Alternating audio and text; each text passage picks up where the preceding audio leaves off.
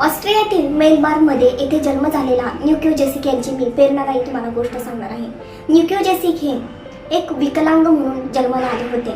तर विकलांग म्हणजे त्यांच्यामध्ये काय होता, तर त्यांना हातपाय जन्मतच नव्हते. डॉक्टरही त्यांना बरे करू शकले नाहीत. 4 लोक त्यांच्या आईवडिलांना असे सांगत होते की या बाळाला तुम्ही ठेवू नका, कारण की पुन्हा तुम्हीच यामुळे अडचणीत येतात. पण ते आईवडीलच माझ्या बाळाला जरी हातपाय नसले तरी मी त्या बाळाला आम्ही आत्मनिर्भर करू, पण आम्ही आमच्या बाळाला कुठल्याही प्रकारचा त्रास होईल असं वागणार नाही, असे त्या आईवडिलांनी ठरवलं. आणि न्यूक्यू जेसिक यांचा संघर्ष लहानपणापासूनच म्हणजे अक्षरशः जन्मतच चालू झाला होता. बिना हातापायाचं बाळ बघून लोक त्यांची चेष्टा मस्करी करत, पण आईवडिलांनी त्यांना कशा प्रकारे आपल्या मुलाला इतरांसारखं बनवता येईल, आत्मनिर्भर बनवता येईल याचाच ते फक्त विचार करत. वयाच्या 3ऱ्या वर्षीच त्यांना पोहण्यासाठी वडिलांनी त्यांच्या प्रेरणा दिली.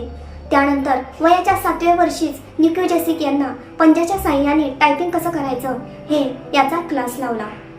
तर मित्रांनो, न्यूक्यू जेसिक यांना नेहमी वाटत की देवानं मला सर्वांपेक्षा का वेगळं बनवलं आहे, मी काय अशी चूक केली की देवानं मला इतका मोठा संघर्ष आयुष्यामध्ये दिला.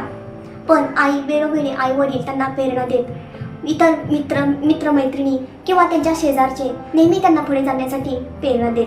न्यूक्यू जेसिक हे लहान वयातच त्यांना जेव्हा आईनं त्यांच्या प्रेरणादायी गोष्ट एका विकलांग मनुष्याची सांगितली, तेव्हा त्यांच्या लक्षात आलं की संघर्षाशिवाय आपण आयुष्यामध्ये काहीच करू शकत नाही.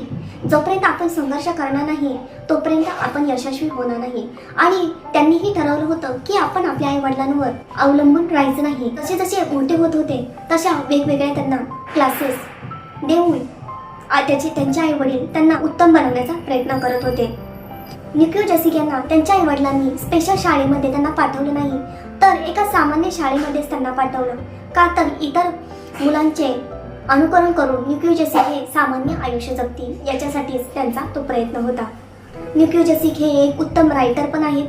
त्यांनी 7 पुस्तकं लिहिली आहेत. वयाच्या 17व्या वर्षी न्यूक्यू जेसिक यांना त्यांच्या आईने एका विकलांग मनुष्याची संघर्षाची कहाणी आणि कशा प्रकारे तो यशस्वी आयुष्यामध्ये झाला ही गोष्ट सांगितली. आणि ती त्यांच्या मनावर इतकी बिंबली की त्यामुळे त्यांना कळालं की संघर्षाशिवाय आपण आयुष्यामध्ये पुढे जाऊ शकत नाही, आपण आत्मनिर्भर होऊ शकत नाही. आपल्याला जर आई वडिलांवर अवलंबून आपल्याला राहायचं नसेल तर आपल्याला संघर्ष करायलाच पाहिजे.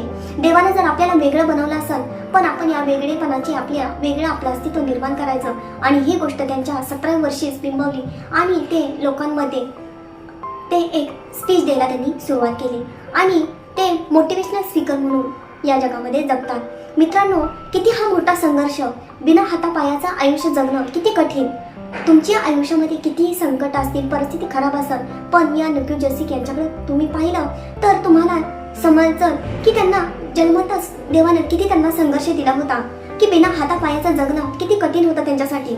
पण त्यांना वेळोवेळी प्रोत्साहन करणारे त्यांचे आई वडील हे त्यांच्यासाठी देवच ठरले आणि त्यांना पुढे जाण्यासाठी नेहमी प्रेरणा दिल्यानं ते आज मोटिवेशनल स्पीकर म्हणून या जगामध्ये वावरतात. त्यांनी स्वतःची 7 पुस्तके लिहिली आहेत. तर आज परिस्थिती त्यांची कशी होती आणि ती त्यांनी कशी बनवली, तर यामध्ये तुम्हाला वाटतं की त्यांचं नशीब, तर नशीब पण नाही. ज्या व्यक्तीला हातपायच नसेल तर तिथं हाताच्या रेषेवर किंवा नशिबावर ते फक्त अवलंबून राहिले असते तर त्यांनी त्यांचं आयुष्य कधीच घडवलं नसतं.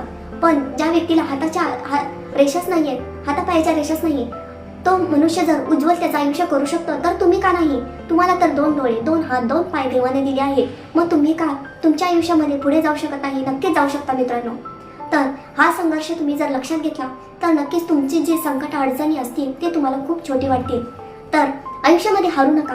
पुढे जाण्यासाठी नक्कीच तुम्हाला या व्हिडिओमधून प्रेरणा मिळत असेल तर नक्की लाईक करा, शेअर करा, सबस्क्राईब करा आणि अशाच नवनवीन व्हिडिओबरोबर पुन्हा भेटत राहील. जय हिंद, जय महाराष्ट्र. धन्यवाद.